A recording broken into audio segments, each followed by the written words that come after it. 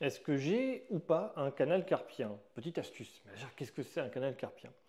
C'est une compression du nerf médian ici, dans le canal carpien, le canal du carpe, et ça donne des fourmis dans toute la main et des douleurs dans toute la main, voilà, avec une baisse de force quand vraiment ça fait longtemps qu'on a mal, ça se passe pas bien.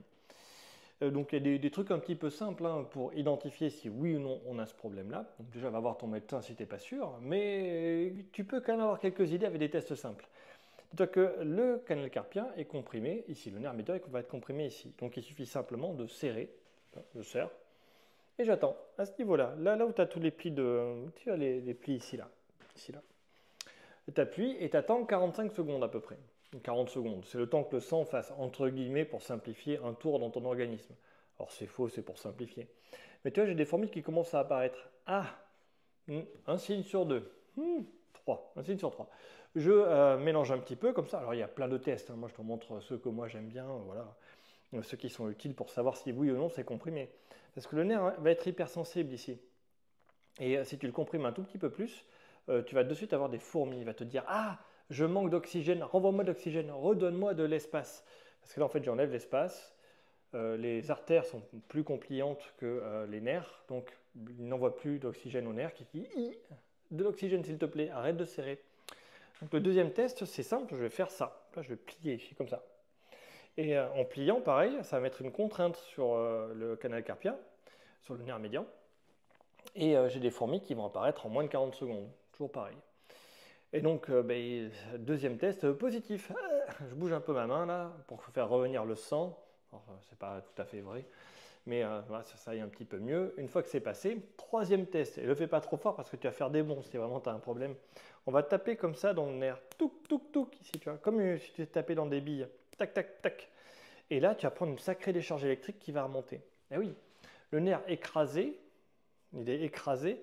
Dans un premier temps, il va devenir hyper excitable. Donc, tu auras des fourmis qui arrivent suivant ce que tu fais. Et en général, tu verras que tu dors comme ça, ou tu dors comme ça, ou tu travailles comme ça, ou comme ça. Trop ces positions-là, trop longtemps, des positions extrêmes d'hyperflexion ou d'hyperextension. C'est ça, en fait, qui va créer ici un problème à terme.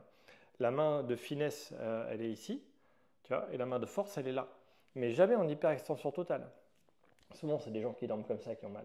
Le premier truc à faire, c'est mettre une attelle sans la serrer, tu vois, juste pour garder le poignet droit. Hein. C'est ça qui compte, hein, le poignet bien droit.